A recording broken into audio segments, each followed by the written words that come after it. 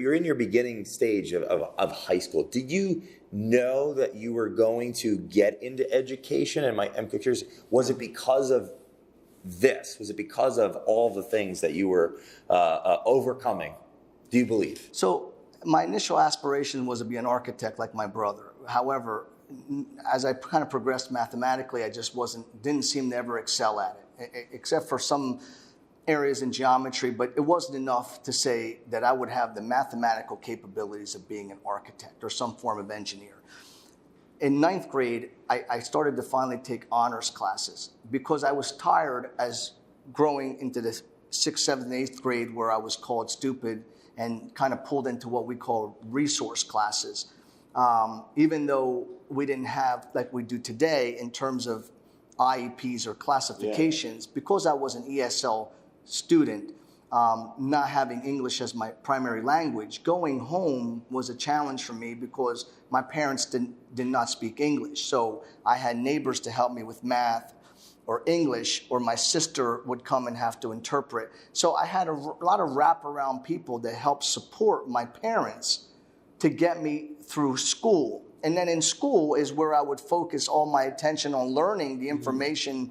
And it wasn't until ninth grade when I started taking a number of honors classes that one teacher, Mr. Lou Holly, particularly pushed me. He was a great history teacher and so hard as a history teacher, but I would get C's and B's, but he would say, but I see you working so hard, even though it doesn't come easy to you like the other kids.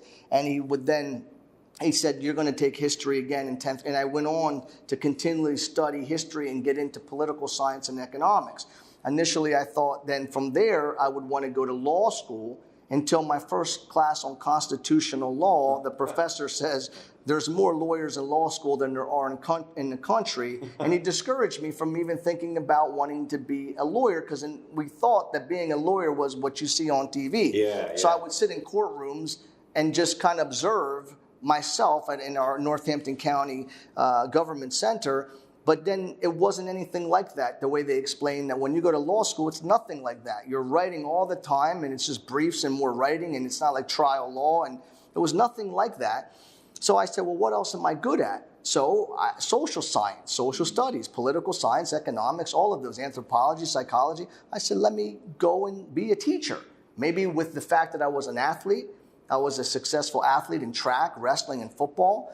And I enjoyed other aspects of singing and plays and yearbook and all these things. Maybe I can impart this expertise on kids in school. Wow. So I went on to become a teacher, social science education.